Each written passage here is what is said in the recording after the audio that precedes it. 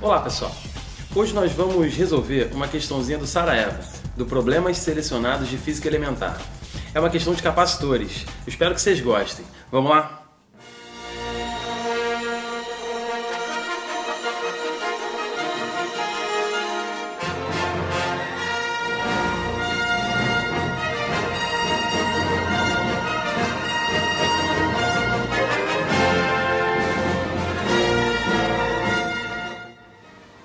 A questão quer saber a capacidade C0 dessa bateria de condensadores. Ou seja, ele quer saber a capacitância equivalente dessa associação aqui, ó, de capacitores.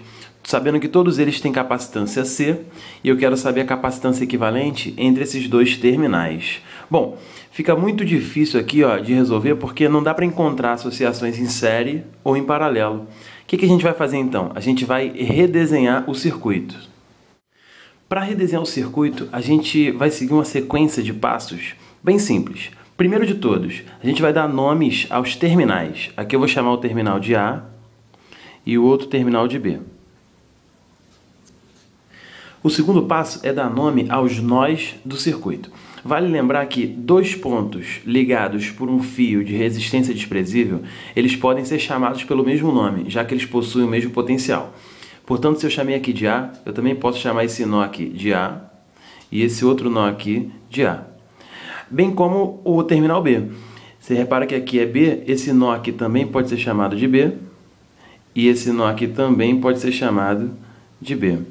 Você pode reparar então que existem ainda dois nós sem nomes. Eu vou dar um nome então, não vou chamar de C porque já tem muito C no desenho. Vou chamar esse nó aqui de D e esse outro nó aqui de E. O terceiro passo consiste em trazer tudo isso aqui para um outro desenho. Como que a gente faz isso?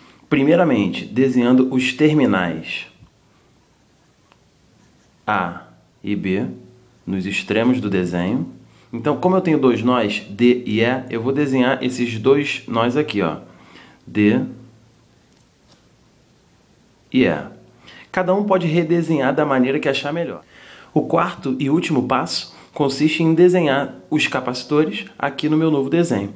Por exemplo, esse capacitor aqui, ó, ele se encontra entre os nós A e E. Então, entre A e E, você vai colocar um capacitor. Bom, o primeiro já foi. Escolhe outro capacitor. Esse aqui, por exemplo, ele está entre os nós A e D. Então, entre A e D, você vai colocar mais um capacitor. O próximo, entre D e E, eu tenho outro capacitor. Então, entre D e E, eu tenho outro capacitor. Mais um. Entre B e E, eu tenho mais um capacitor. Então, entre B e E, eu tenho um capacitor.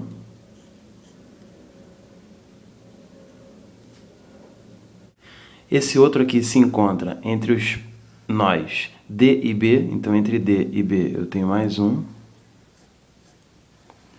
E por fim, esse aqui que está entre os terminais A e B. Você pode reparar então aqui entre A e B diretamente eu tenho o último dos capacitores.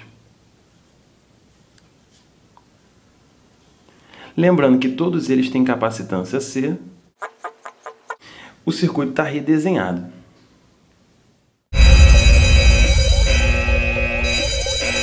Essa figura aqui, ó, ela é muito importante, cara. Se você identificar uma figura como essa, isso pode ser crucial para resolver o problema. Vamos estudar separadamente essa estrutura aqui. Aqui eu vou te apresentar aquela estrutura, só que por um caso bem mais genérico. Aqui eu chamei as capacitâncias de C1, C2, C3, C4 e C5. Bom, se eu ligar toda essa associação num gerador de tensão, a tendência dos capacitores é acumular carga. Porém, existe um caso muito específico em que o capacitor central ele não acumula carga. Quando que isso acontece? Isso acontece sempre que C1 vezes C4 for igual a C2 vezes C3. O que eu disse aqui então? Sempre que os produtos das capacitâncias opostas forem iguais, ou seja, C1 vezes C4 igual a C2 vezes C3, esse capacitor central aqui, ó, ele não acumula carga. A gente já poderia usar essa ferramenta para voltar lá no problema e resolver. Porém, isso que eu acabei de falar não é muito encontrado aí, ó, nos livros de ensino médio. Então eu vou tentar provar isso para que você acredite nisso aqui, ok? Primeiramente, se o capacitor de capacitância C5 ele não acumulou carga, isso significa que ele não está sob diferença de potencial.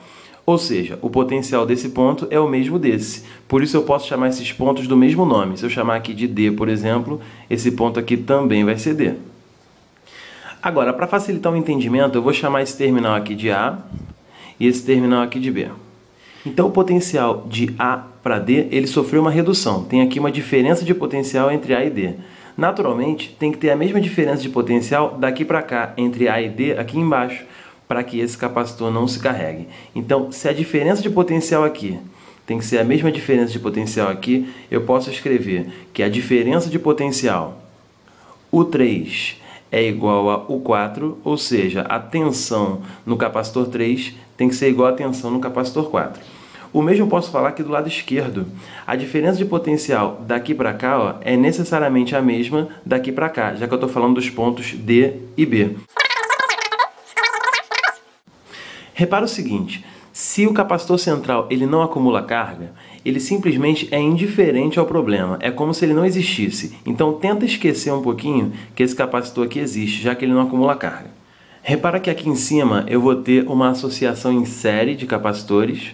Logo, numa associação em série, a gente sabe que todos eles acumulam a mesma carga. Se eu disser que esse cara aqui acumula uma carga Q, aquele ali também vai acumular uma carga Q. Repare então que aqui embaixo eu tenho uma outra associação em série de capacitores. E numa associação em série, todos os capacitores associados possuem a mesma carga.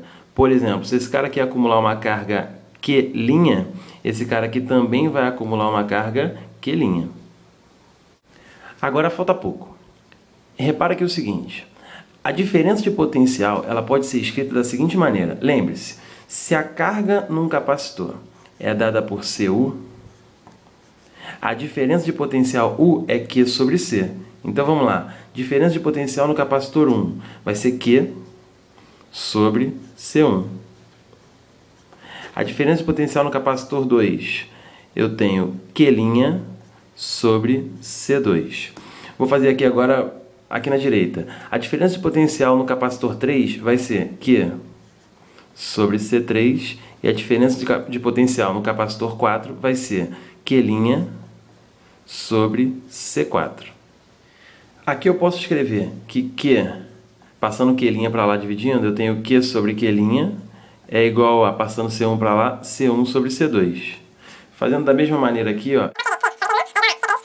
Repara que eu tenho Q sobre Q', Q sobre Q'. Eu posso simplesmente igualar, falando que C1 sobre C2 é igual a C3 sobre C4. Aí finalmente a gente chega onde a gente queria provar. Passando para lá, multiplicando ó, o C4 e o C2 para lá também, eu tenho então que C1 vezes C4 igual a C2 vezes C3, que é exatamente o que a gente estava tentando provar anteriormente. Agora está aqui, ó, explicado.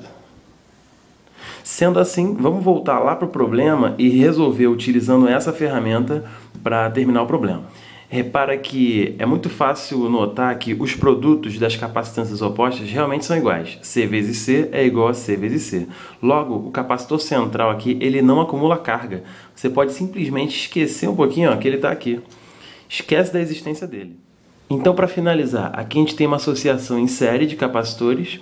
Como são dois capacitores, é só fazer produto pela soma. C vezes C sobre C mais C. Essa associação resulta em C sobre 2. Você pode fazer a conta. Aqui também eu tenho uma associação em série, C com C. Fazendo produto pela soma, vai dar C sobre 2. E aqui, por fim, um único capacitor. Redesenhar isso aqui ó, é bem tranquilo. Eu tenho aqui por cima C sobre 2. Aqui no meio, C sobre 2. E aqui embaixo, o que sobrou, um capacitor de capacitância C. Bom, pessoal, sendo assim, a associação em paralelo fica bem fácil, que é só somar. Calculando então a capacitância equivalente, a SEC, É só somar C sobre 2 mais C sobre 2 mais C. Isso dá 2C. Como a questão chamou a capacitância equivalente de C0, vou dar a resposta então. C0 é igual a 2C. Valeu, pessoal. Espero que tenha sido útil e bons estudos.